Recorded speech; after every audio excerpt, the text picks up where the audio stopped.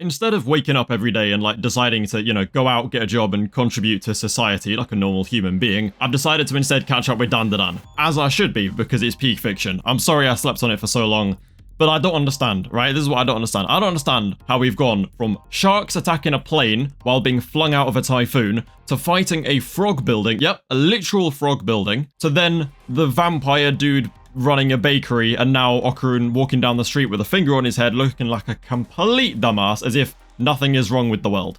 I don't understand. Like, this series makes no sense to me. It feels like JoJo's on crack, and I didn't even think it was possible for something to be even more JoJo's than JoJo. But yeah, here we are, because Dandadan is it's actually batshit crazy. But yeah, chapter 212. I'm doing these reviews now, so let's go through it. Without any further ado, like and subscribe, and yeah, stay tuned for more. But we start chapter 212 with Okarun walking down the street, harnessing his chi, doing what Granny Seiko taught Momo to do. And obviously, he's no Gigi. We saw his training last chapter, how it's going. He ain't Gigi, alright? He's no Naruto. He is no genius, okay? So, yeah, I'm gonna be real, Okarun. You need your powers back, buddy, because you are a bum, alright? You ain't doing anything with this chi, let's be real. But yeah, he's trying to gather it around, and then he still gets pushed over by Shiratori. Like, he was caught off guard. Fair enough. I won't downscale him for that, but come on, dude, you gotta do better. Anyway, he doesn't care about the embarrassment of doing it, which is cool, and I really like the moment of Shiratori coming in and doing it with him, which is quite wholesome. Moving on, we then see that Shiratori actually had her back healed by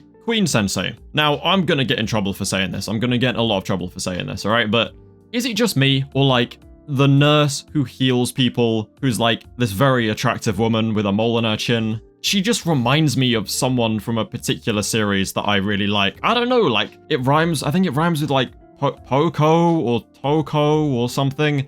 I don't know, let me know in the comments if you remember, but I find it really interesting that when she heals people, the more she heals, the more ill she gets afterwards. I feel like that's a power someone else has, and I feel like it's a reference to something, but I can't remember what it is. So if you know where that's from, let me know, because I'm pretty sure it's a reference to something. But that's how she's healed. She's back. Her and Okarun just kind of walk to school, and they have a little discussion, and then basically we're kind of building up to that really depressing moment in the chapter where everyone realizes, yay, Momo's back, it's great, it's all good, she's back to normal, I can tell her, oh, she's got no memories, cool, so she just thinks I'm a pervert now. We've all been there, you know, when your love interest just has her mind wiped by creepy spiritual beings, can relate. But yeah, so before they actually learn that Momo has amnesia, the highlight of the chapter for me, as always, with every chapter of Dandadan, to be honest, Gigi comes in. And Gigi, despite... actually, no, let's just take a second to appreciate the gravity of the situation, okay? Okarun, no powers. Momo can't remember how to use powers, has no memory of any events, alright? Alien invasion, possibly imminent. We've got weird vampire dudes running around. Basically, everything is completely f***ed, right? And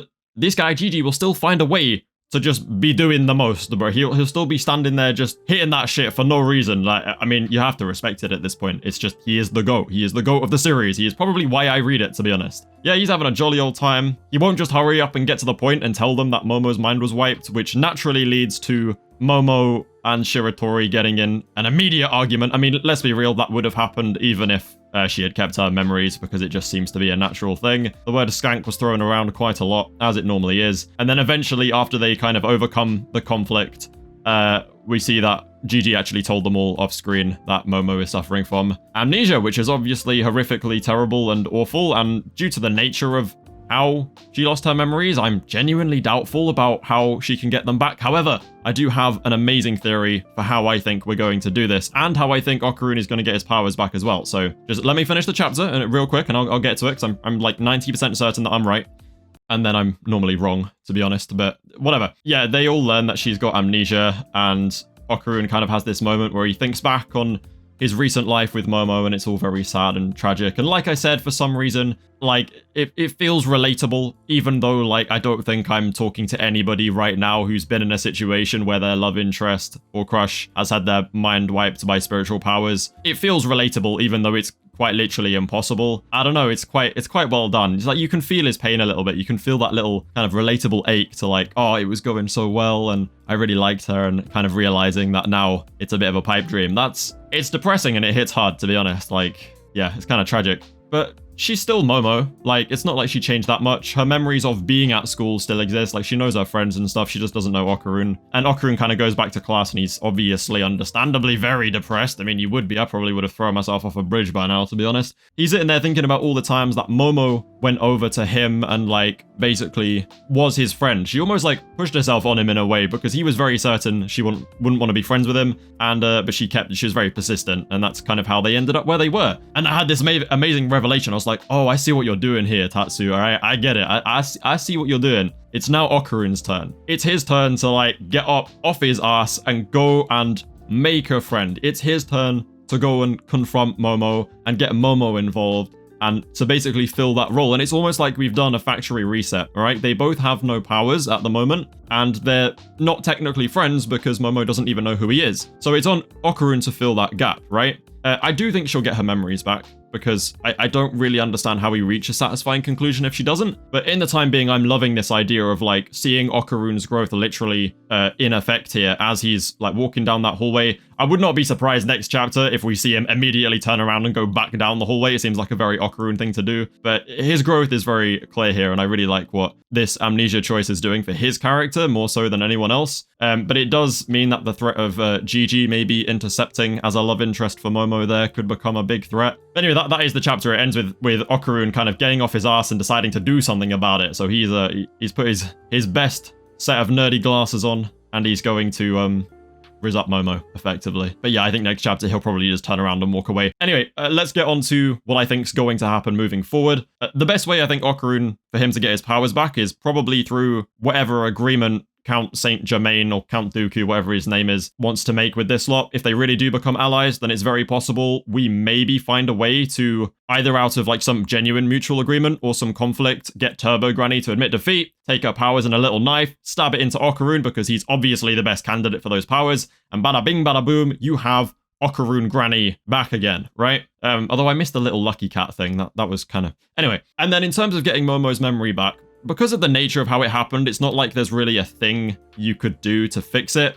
Except I had one idea. The fairy tale card, I think it was called. The big yokai with the cards that took over Zuma and made him all angry and stuff. It seems like what it did to Zuma was basically rile up memories and evoke emotion, which caused the response. So if, potentially, alright, Momo was influenced or taken over by the surviving fairy tale card yokai, then it's very possible he would be capable of resurfacing Momo's memories, which is obviously how do we get there, and it's a very risky kind of thing, but that's the only way I genuinely see it being possible, is if being taken over by that yokai could resurface Momo's memories. And I think that's probably the route we're gonna go, since we have been putting a lot of emphasis on that yokai still being around. So, and obviously we have the abilities of that yokai in a knife as well. I probably forgot that bit, but the abilities are still available to use, so I think that's probably what we're going to do here. That is Dandadan 212. I mean, it's not a heavy action-packed chapter. Again, this manga is so volatile. It goes from flying sharks to massive ice storm things